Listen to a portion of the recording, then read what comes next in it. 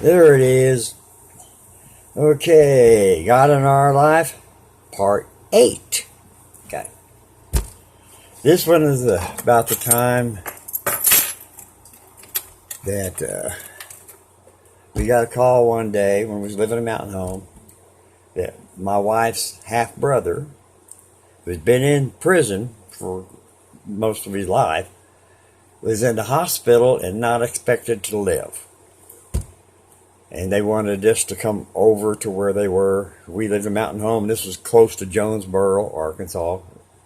And we had to travel over there. He had Legionnaire's disease, infectious meningitis, and pus pockets all over his brain.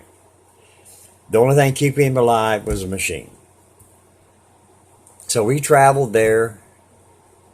And when we got there, we went up in the hospital there and went to see him, and he's a washed out, bright white, spongy looking dead man laying there. You know, he was dead. The only thing keeping him alive was a machine.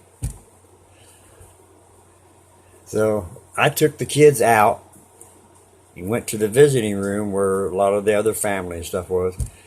And Marianne stayed in there with her stepmom, and her stepmom wanted Marianne to pray for him because they were the same type of religion. They believed the same way. My wife said, okay. But her thoughts were, I'm praying for a dead man. So I was in the waiting room with other members of the family. And then my youngest, which was Thomas, he was my third born. That's why everyone was sad and crying. I told them they don't believe that Jesus can heal him and that he's going to die. With the boldness of a preschooler, because that's what he was, a preschooler at the time, he jumped up and said, Jesus is going to heal him. You don't have to cry. And everybody looked at me and, and he just kind of ignored him at the time. Meanwhile, back in ICU, my wife started praying for this dead man. Okay, she put her hand on him and started praying, and his other hand went up. This is a man in a coma on a machine. She started praying, and his other arm went up straight up in the air. My wife lost it. She completely lost it. Man, she jumped up on that bed, and she was rebuking spirits and praying for healing, and she just lost it, and she got very loud. You could hear her all the way down the hallway. We could hear her in the room where I was sitting in. And after a while, she got through praying and all. And we decided, there's nothing more that we could do there. We left, and he was still in the coma, still laying there, even after she prayed for him. So we decided to go back home because I had to go to work and all. So we went ahead and went back home. 6-hour drive back to the house. And as we walked in the house, the phone was ringing. Okay. So answered the phone, and it said, you got to come back. You got to come back. I go, why? See, he's awake. He's completely awake. And he's in his room sitting there playing the guitar. But he couldn't sing because he had that thing down his throat. So his throat was sore and all, he couldn't sing, but he was in there playing his guitar, playing Christian music. And, okay, we'll come back in the morning. So we got a call the next day, and they goes, don't worry about coming back. He died in the middle of the night. I go, that don't make sense. He woke up playing and all this stuff, but he died that next night. The doctors were totally baffled. They ran a series of tests on him, and everything that they diagnosed that he had was gone. Totally gone. His Legionnaire's disease, the pus pockets were gone. Everything was gone. He was completely healed. There was nothing wrong with him. And when he died in the middle of the night,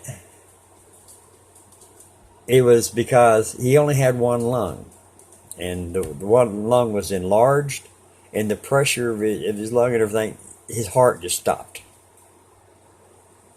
So me and my wife were going, this don't make sense.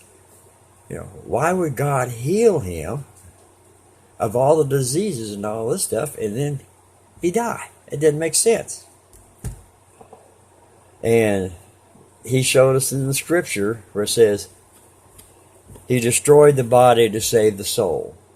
He brought him on home. And like everybody was baffled, because everything that he was diagnosed with disappeared. He was gone. He wasn't there. But God still showed that he was in the process. He could heal. He did heal everything right in front of the doctors and the nurses and the family and everything else.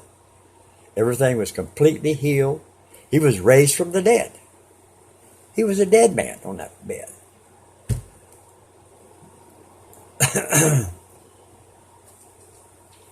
Yeah.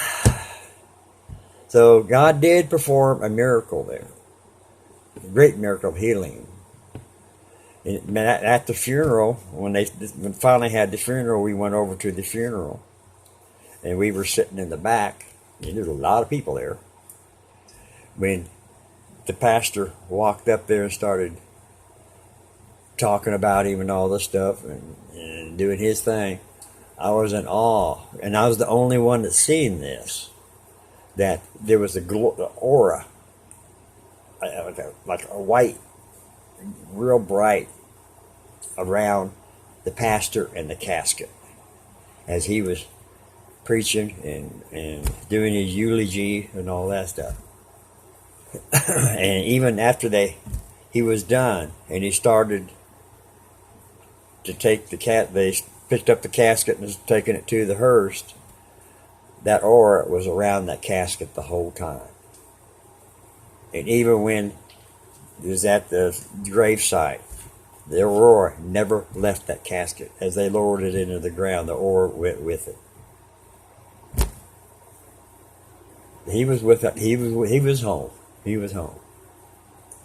He even if he would have, God hadn't taken him home, he would have had to go back to prison and back in that situation. So God just decided he's coming home. God's good. God's good. And he's loyal to the people that love him. You have a good day.